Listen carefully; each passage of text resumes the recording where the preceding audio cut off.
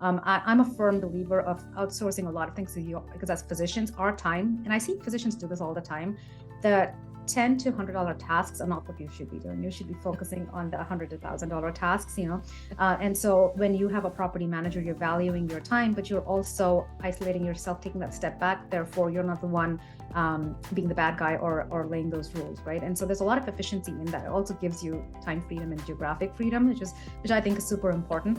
But having a great property management team in place. Now, if they already have an asset that they've acquired, that's something that they would have to put into place. But when people come to me in terms of acquiring new properties, I always say the first thing, you work backwards. You find a great team, and then you vet properties through them and make sure that the submarket you're looking in and the numbers that you're running in terms of the rents that you anticipate things to be, all of that needs to be vetted by that team. And they usually are people who come with great track records, and they're the ones who are going to be helping you manage it. And I think that team part is very critical.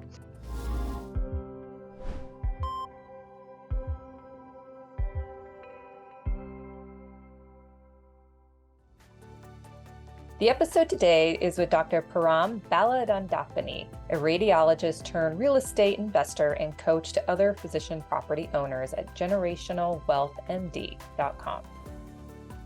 One type of client that Dr. Bala helps are physicians strategically structuring physician-owned real estate to maximize tax efficiencies and transfer income to lower tax structures and optimize their equity for maximum return. I hope you enjoy it. And we have an announcement that our Q2 report has been released at Providers, Properties, and Performance.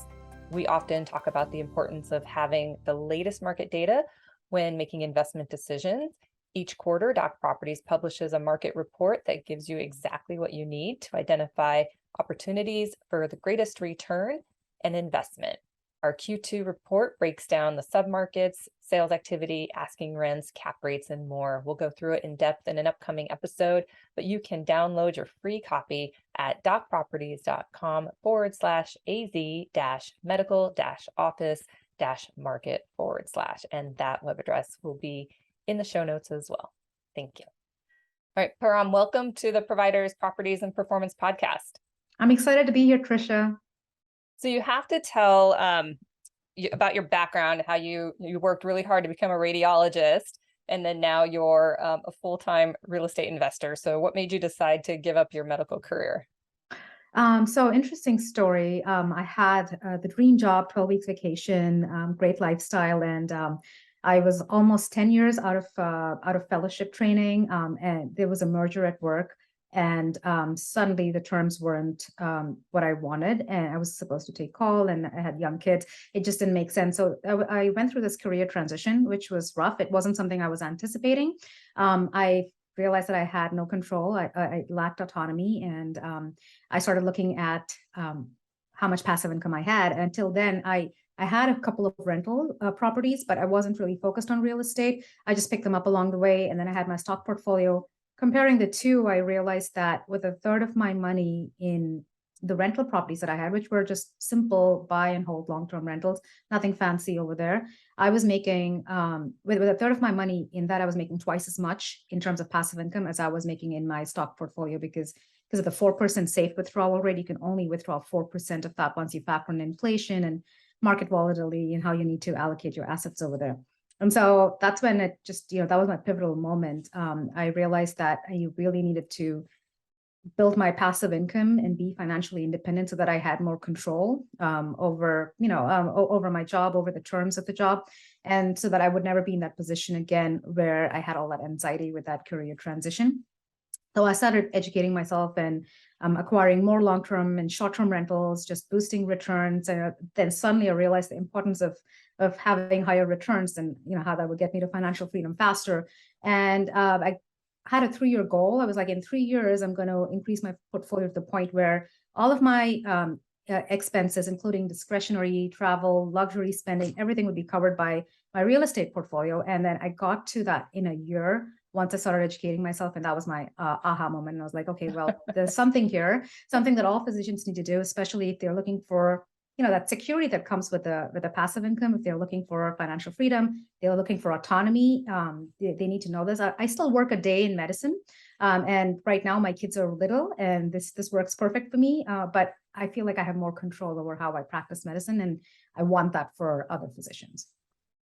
So, you're not the first physician that's been on this podcast that talks a lot about that. So in your opinion, what's going on in medicine that's pushing physicians out after you guys spend so many years training and, and honestly, you're taking out huge student loans and, not generating an income, and then you get out and you're disenfranchised, I guess. Yeah, it's not what you imagine going in. You always feel like you have your patient's best interest at heart, and then you know what standard of care is, you know what best practices are. You feel like you're going to have a voice. You don't always end up having that.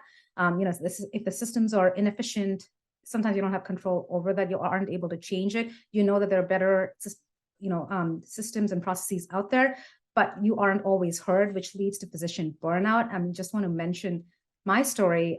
After that transition, the pandemic hit, and kids were home. I was fortunate enough to be able to work from home, but the practice model shifted so much where it started becoming more RVU driven. I was watching the kids during the day and trying to work from home. I was reading X-rays till midnight. My kids were sleeping in the office with me.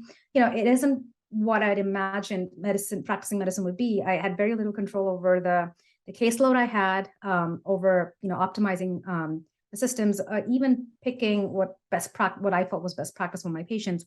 I feel a lot of that, like that lack of autonomy, the burnout that physicians experience, all of that makes us relook how we want to practice medicine. And actually being able to say, hey, right now I only want to work 3 days a week. That's not an option many of us have, even if that's what works best for you. That's where I think financial freedom comes in. Absolutely. So you have a consulting practice and you help other physicians that have, ownership in different types of real estate, but I want to focus on the ones that have ownership in, like, the physician ownership in surgery centers and medical office buildings. So they come to you after they're already invested, or in those type of assets, or do you get them to say, okay, the proceeds from these assets I help you with? So just to give a little bit of backstory to that, I started out coaching physicians because I wanted them to build their own active portfolios, because I saw how significantly higher the returns were. And so I coach people who basically have no knowledge about real estate to people who actually have portfolios that they want to scale. But a lot of the physicians that I see who come in they either own their practice and they own the real estate that's associated with it, or they have ownership interest in, say, a surgical center or an endoscopy center. Some of them are gastroenterologists, and so if you look at their income, and some of them don't have it structured that way, which is where I'm like, okay, you need to have it structured that way. If you have ownership interest in real estate, your returns are more than what you're actually seeing, right? So I help them understand what the benefits of owning real estate is, especially if you're a physician, and then I help them strategize with optimizing their taxes with it. So just to give you an example, Trisha, when you're owning real estate, as opposed to leasing it, right? You think it's just a difference in, okay, so this is my mortgage payment is equivalent to what I would paying in rent, but that's not factoring in everything, right? So when you're actually paying yourself, income, when you're paying the LLC that holds your real estate income, you're transferring income from your active bucket, the money you're making as a practitioner, into that passive bucket that you're getting, and that's taxed very differently. So already you're seeing tax advantages of moving money into that passive bucket.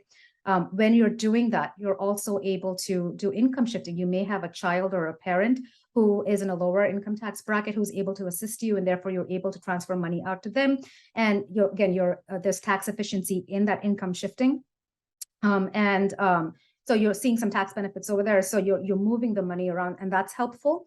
And then you also have a market appreciation, right? And that's something people don't factor in. They're just looking at the lease payment versus the mortgage payment. But when you actually own real estate, you have market appreciation. And if you're leveraged in that real estate, you're getting 12 to 16% return annually from that appreciating over time. You have debt pay down that's happening on one end, where you're paying making those monthly mortgage payments, but that goes towards the principal portion. Your equity in that real estate is increasing over time.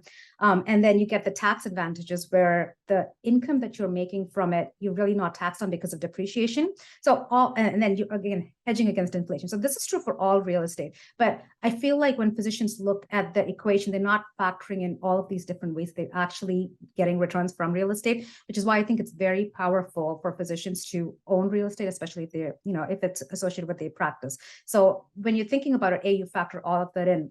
All those multiple ways that you're getting returns. But the interesting part is if you're a physician who's also trying to acquire additional real estate, then it gets really cool, because now you have this bucket where you're getting passive income, right? And mostly because of depreciation, you aren't paying income taxes on it, but you're now able to strategize where if you're acquiring additional income, you can now take losses that you can get by accelerating or doing bonus depreciation on those properties, and those losses can further reduce the passive income that you're getting, that you're getting in this bucket. So you have ways to maybe get a short-term rental or a long-term rental and do bonus depreciation, where those huge losses, everybody else just gets to keep them in the passive bucket and not really use them in that year, or they need to have their spouse become a real estate professional to move that into the active bucket and then use it to shelter their clinical income. These physicians who already have passive income from real estate, they're able to strategize all their other acquisitions around reducing income taxes over there.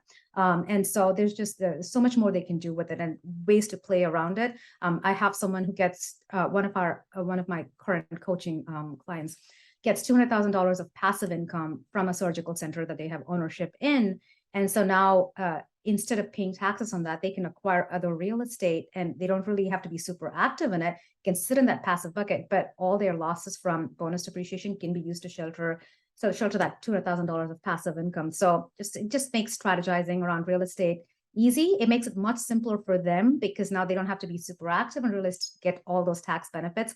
And it just opens up so many more options, which I think is really important for physicians in these high income tax brackets. Absolutely. I have absolutely nothing to add.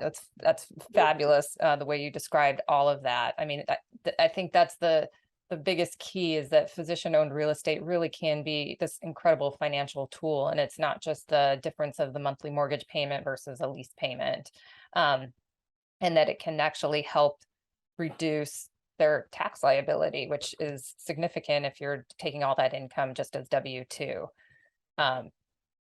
So, and the reason why healthcare real estate is so healthy is because it's actually real estate that's being used that you can't replicate it. You can't have surgeries, you can't do physical exams someplace else or virtually. It has to be done in person. And so these are buildings that are being used, and different municipalities throughout the country shut down for elective surgeries, but that was just a few weeks and then they came back. So, it is an essential business.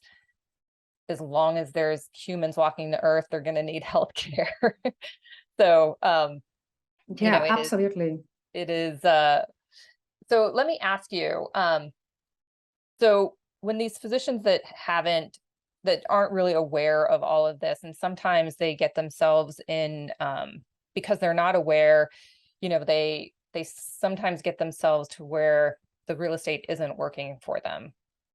Do you help them sort of work out of that? Like if they have a building where maybe they've leased to somebody else, and it's somebody they know, so they just kind of said, yeah, pay this, I'll pay that. Sometimes they have a lease, sometimes they don't, sometimes it's month to month.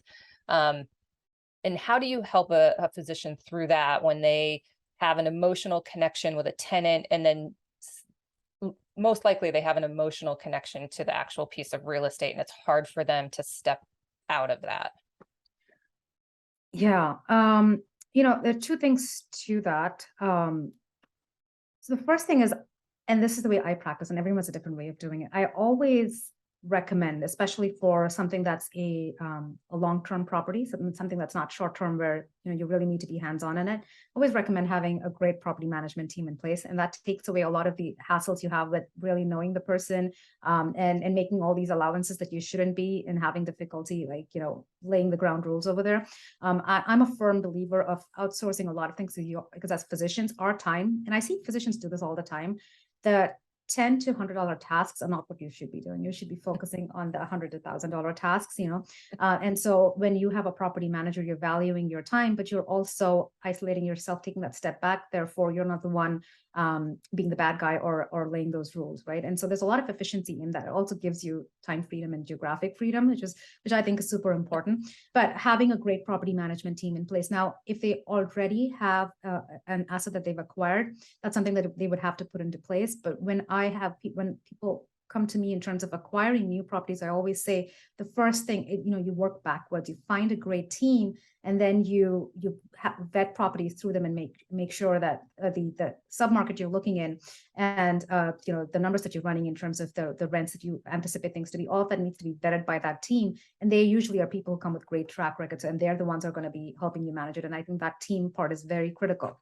But if they have a property where the numbers aren't working, and this happens often because it's a numbers game, and if you're getting the education prior to actually purchasing the property, then you know how to pick the right submarket, to run your numbers accurately from day one and factor in everything, including vacancy and property management costs and maintenance into the equation, so you know what your actual holding costs are going to be, and what your profit is. But if you haven't done that, then the right thing to do is to look at how much equity you have in that property in terms of what your returns are, to find the next best place where it makes sense for you to maybe move that money and run the numbers for that scenario and see how much more your equity can be doing for you, essentially.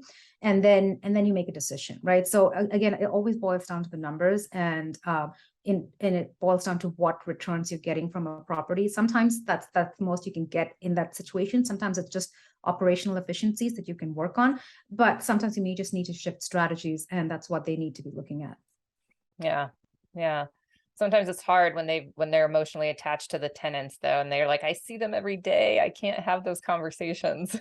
Yes, that's really, really hard. And there are pros and cons to it, right? When you have that emotional connection, you're obviously bringing in people who are also helping you with your practice. You have a referral base, you're helping each other out. That's a symbiotic relationship, which helps you thrive most often. But when you have to make those tough decisions, then it can get a little tricky, which is why it's nice to have a third party in there who's able to go and make sure that those late fees and those and everything that's in the contract is actually executed. Right, that rent's being paid. Exactly. So you had talked about, you have some systems in place for efficiency. What are some of those systems that you have? So that's like a huge topic, but if I were to do like a broad overview, the first key is going to be a property management team, right? So that they're doing everything that needs to be done in terms of routine maintenance and accounting and making sure that everything's efficient in terms of utilities and contracted services, everything is optimized. If they have a great track record of doing that and they have a finger on the pulse in that submarket, then they're going to be doing a great job. The next thing is going to be accounting and making sure you're getting the tax benefits that you are, because every time you're optimizing your taxes, your returns are getting boosted, right? And so you're able to, you have a higher capacity to hold on to that property, even in terms of, even in times of economic recession. So optimizing your returns in terms of taxes and accounting, that's super important. And then you also want to have systems in place for asset protection. And so you need a great attorney on your team. You want to make sure, well, especially if you're starting out and you're hoping to scale, then whatever you have right now has to be simple, but it also needs to be scalable. That's another area where I think there's a lot in terms of efficiency. So the accounting, asset protection, and then actually having that team that's actually doing the day-to-day work, all of those are important. And because that team is going to make sure you're getting optimal rents, but also decreasing your expenses. And that difference is going to make sure you're cash flowing appropriately. Absolutely. Understanding your expenses is key. And unfortunately, not obviously but I think some physician-owned real estate, they just say, they pay their bills, but they don't actually have a grasp on the operating expenses, and where, there's places in there that they could maybe, reduce their expenses. And it can be overwhelming because medicine is one thing and real estate is a whole different ballgame. It's the same with money matters, right? We come out as physicians, we're making these high 6-figure incomes, 7-figure incomes, but no one's really taught us about money. And I talk to physicians all the time. I was at a 25-year reunion for my med school a couple of weeks ago, and people are just learning about mutual funds and index funds. And I was like, oh my God, in terms of how much knowledge we have in the medical space, there's like this huge discrepancy in terms of what we're taught about finances. And it can be very overwhelming. And some people just tend to ignore looking at the books. And I understand that overwhelm, but if you're the kind of person who's not very detail oriented and who's not great at accounting and knowing what's happening, then that's the kind of scenario where you find, you don't have to learn how to do it. You need to find out who can do it for you appropriately. And so it's always a question of who, not how. If that's not your zone of genius, you don't need to be focusing on it, but you need to find someone whose zone of genius is that aspect of it. So you're optimizing your returns, you know exactly what's happening, and you're reducing inefficiencies. Absolutely. So we'll head to the Q&A here pretty soon, but since you did such a pivot, I think, or, I would consider it a huge pivot, but if you were speaking to your younger self, like finishing high school, what would you tell her? Wow. At least towards the end of med school, I would have told myself to really learn about investing early on. And a big part of that would have been real estate investing. So you can learn it the hard way. I spent a decade doing things wrong before I figured it out. And you find a mentor or a coach, and you're surrounding yourself with a community of people who are, aggressive about learning and doing things right, then you can shift that decade into days. You get, so I would definitely have educated myself, which in hindsight, even if I had had the opportunity, I probably would not have thought it was important enough. But knowing what I know now, yes, I could have shaved 10 years off my financial independence journey if I had known what I know today, like, 12 years ago. It would have taken me 2 years to get to financial freedom, not 12 years. So educating yourself is super important. Finances are important. And even if you're someone who wants to continue working full-time in medicine, I think physicians work best. They do what's in their best interest and their family's best interest and their patient's best interest when they have the financial freedom to make choices that are, that they believe in. And that autonomy, I think, is super important. Even if you own your own practice, even if you are an employee and you want to continue to work till you're 65, get to financial freedom and then continue to practice. But I would just tell myself to really educate myself and start investing, earlier, and investing, significantly in real estate early on. That's what I would have done differently. Nice. All right. Well, we'll head into the Q&A. So what was your first job? I don't know if residency counts as a job, but that was that was it. That was my first job, I would say. Yeah. Very straightforward path in my case. Nothing fancy. And what else could you imagine yourself doing for a living? Actually, honestly, I'm blessed that I was guided and I had the opportunity to become a physician. Anything else I would have done would have been in addition to being a physician. I don't even know. Maybe started my own. Well, that's what I'm doing right now with Generational Wealth MD, right? Online education. This is something I'm passionate about. I would have started it early on, I guess. Yeah. But I think I'm in a perfect place. I'm a physician. I invest, which I think anyone who makes money should invest. So you're an investor if you're an earner, and that comes with the territory. But I'm educating people, and I think I'm doing. I would have done this earlier if I had the opportunity to. Who are you reading or listening to right now for news, information, or inspiration? So I have like 10 books that I haven't been able to get to. I'm realizing that with 2 little kids and everything that I do, podcasts and courses are the best way I consume information. So most recently, I spend 30 minutes every day listening to something that supports my emotional health and mindset. I think that's super important. I tend to prioritize that over everything.